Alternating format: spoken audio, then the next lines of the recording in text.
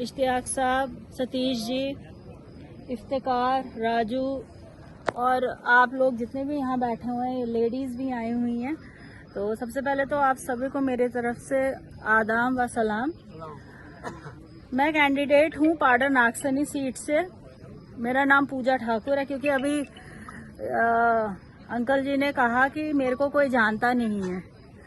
तो हो सकता है कि जो दूर दराज के इलाके हैं, खासकर नागसैनी पाडर के, वहाँ शायद लोग, क्योंकि बहुत सारे लोग मेरे तक पहुंचे जो मेरी से जो है दफ्तरों में मिले, आपकी बिरादरी के, कभी छिच्छा कभी प्यास, नागसैनी से बहुत सारे लोग मेरे पास आए, मिले, और उनके काम मैंने आधों के करवाए भी, हुए भी, आधों के नहीं भी हुए, क्योंकि आपको भी पता 10 साल से हम लोग जो है सरकार से बाहर हैं। मैं आपको एक चीज पहले बता देना चाहती हूँ कि नेशनल कॉन्फ्रेंस जो है वो जम्मू कश्मीर में आ चुकी है, क्योंकि जिस तरह से हवा चल रही है नेशनल कॉन्फ्रेंस की, वो दिन दूर नहीं है कि नेशनल कॉन्फ्रेंस का चीफ मिनिस्टर ही बनेगा। और अब हमें कमर इस चीज की बांधनी है कि जो हमारे कैंडिडेट किश्तवाड़ और पाडर नागसैनी से जो उठे हैं, किश्तवाड़ से जो सजाद साहब और पाडर नागसैनी से मैं खुद, हम दोनों को जो है जीतना बहुत जरूरी है, क्योंकि बहुत सारे मसले हमारे इस डिस्ट्रिक्ट किश्तवाड़ के हैं जो असेंबली में बोलना बहुत ज्यादा जरूरी है। और वो तभी हो पाएगा जब हम लोग उस कुर्सियों पे बैठेंगे और आप लोगों की बात वहां तक पहुंचाएंगे। मैं थोड़ा थोड़ा करके आपको बताना चाहूँ, क्योंकि मैं चाहती हूँ कि आप लोग जब अपने घरों में जाएं, मैं भी गांव से हूँ, मैं कोई शहर से नहीं हूँ, मुझे पता है जब भी लोग वहाँ बैठते हैं तो 10, 15, 20 घर इकट्ठे होकर बात करते हैं, क्योंकि इलेक्शन का टाइम है।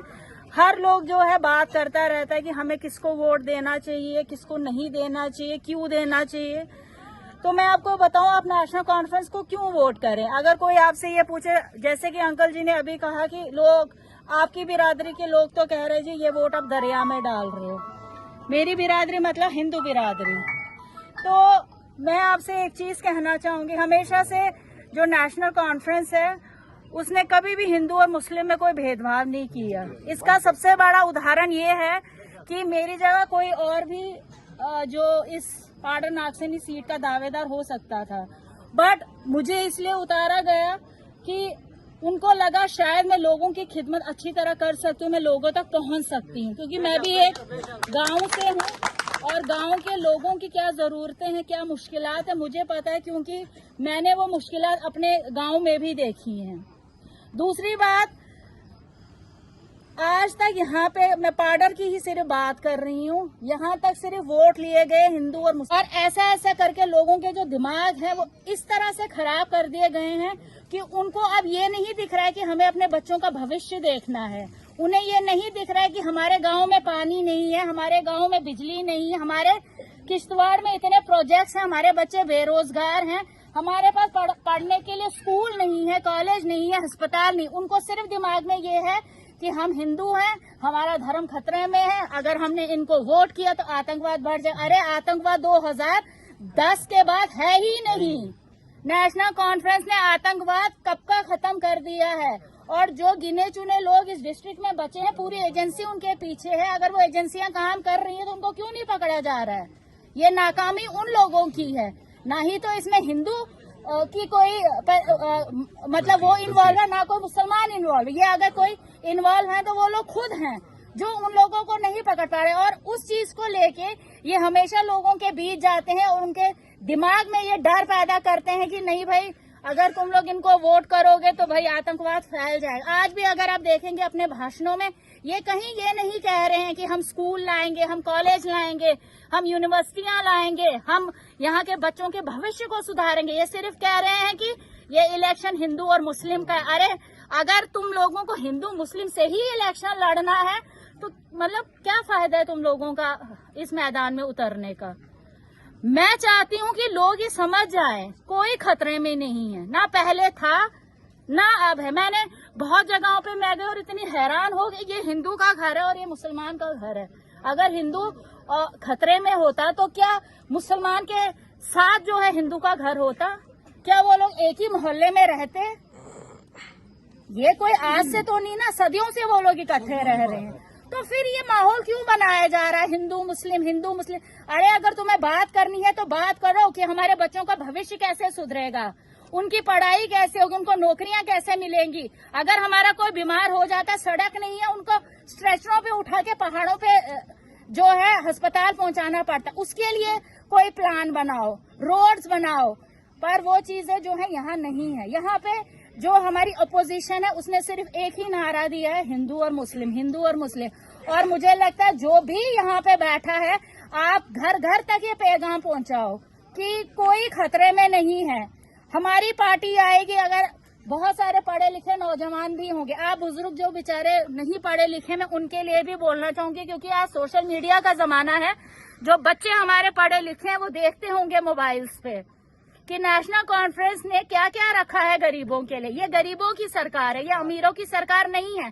जिस तरह बीजेपी ने अमीरों को और अमीर बनाया, यहाँ पे जितने प्रोजेक्ट्स आप देख रहे हैं, इनके हर एक ब्लॉक प्रेसिडेंटों को तनख्वाहें लगी हैं घर बैठ के। क्यों, किस लिए? ये प्रोजेक्ट बीजेपी के घर का नहीं है, ये प्रोजेक्ट उन लोगों का है जिनकी जमीनें गई हैं, जिनके घर गए हैं, और जो ये धूल मिट्टी जो है खा रहे हैं, और वो लोग अपने घरों में बैठ के तनख्वाहें ले रहे हैं। और गला किसका घोट रहे हैं? उस गरीब का, जो क्या कर रहा है, क्या कह रहा है, मुझे सिर्फ फुल्का और दाल चाहिए, मुझे नौकरी दे दो, मजदूरी दे दो। अगर इसमें हम गलत हैं तो नेशनल कॉन्फ्रेंस को आप कहें कि ये गलत पार्टी है। बट हम लोगों की जो जरूरतें हैं, छोटी छोटी जरूरतें, उसके बारे में बात करते हैं। हम बड़े बड़े अंबानी और अडानियों की बात नहीं करते हैं। अभी फिलहाल हमारा जो डिस्ट्रिक्ट है वो एक छोटा डिस्ट्रिक्ट है। यहाँ पे जो पहाड़ों पे लोग रहते हैं, यहाँ पे धारों पे लोग रहते हैं, यहाँ पे अभी तक मड़वा वार्डन जैसी जगह है जहाँ पे लाइट तक नहीं है। यहाँ पे आप देखें पाडा नागसनी के कुछ पहाड़ी एरिया, वहां पे बिजली तक नहीं पहुंची है। और ये क्या बात करते हैं हिंदू और मुसलमान की। तो मैं सिर्फ आप लोगों से इतना कहूंगी, हाथ जोड़ के मैं विनती करूंगी कि हर एक इंसान ये चीजें जो है छोड़ दे कि हिंदू क्या कर रहा है और मुसलमान क्या कर रहा है। कोई कुछ नहीं कर रहा है, सारे जो है सेफ हैं, सारे सुरक्षित रहेंगे। नेशनल कॉन्फ्रेंस की सरकार आएगी, हर एक को जो है इन तकलीफों से अजाला मिलेगा। और मैं आपको बताना चाहूंगी, जो हमारा मैनिफेस्टो है, जिसको हम मंशूर कहते हैं,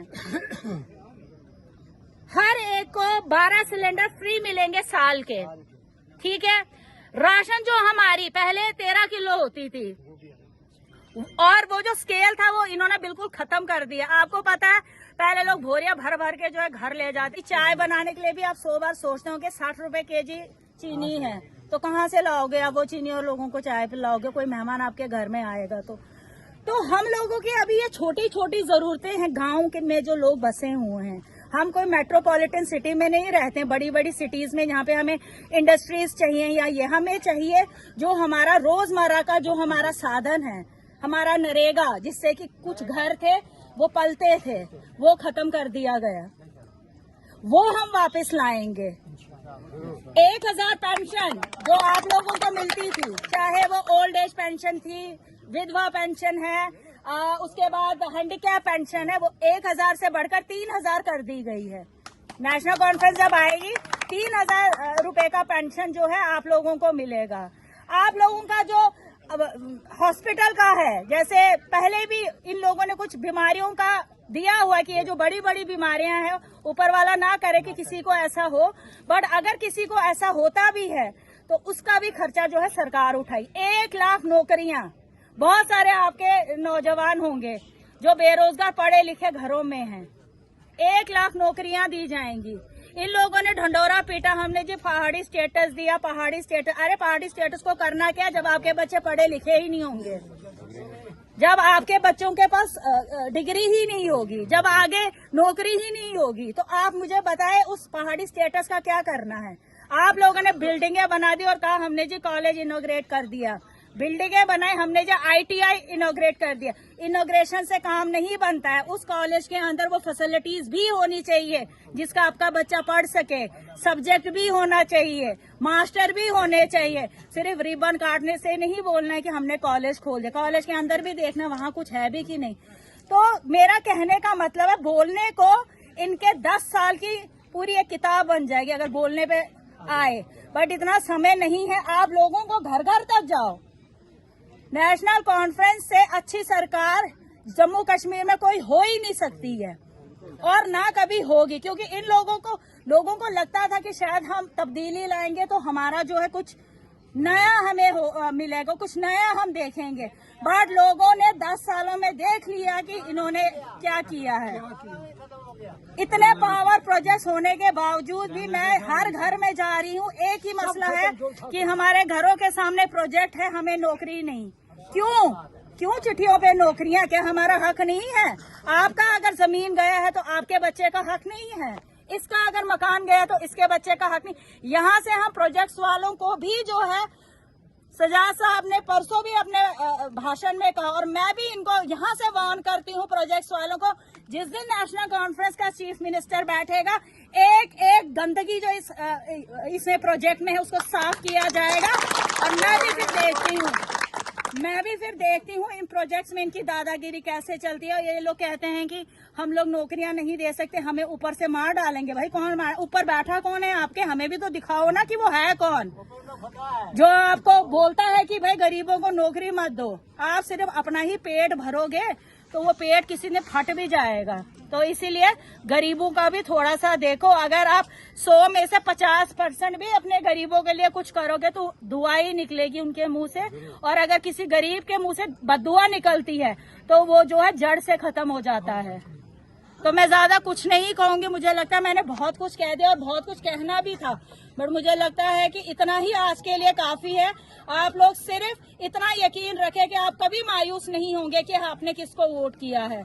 मैं आपके लिए लड़ूंगी और मैं लड़ती भी आई हूँ। तो बाकी आप सबका यहाँ आने के लिए, इतनी गर्मी में आने के लिए शुक्रिया। और हम बाद में मिलेंगे फिर जीत के बाद, ठीक है।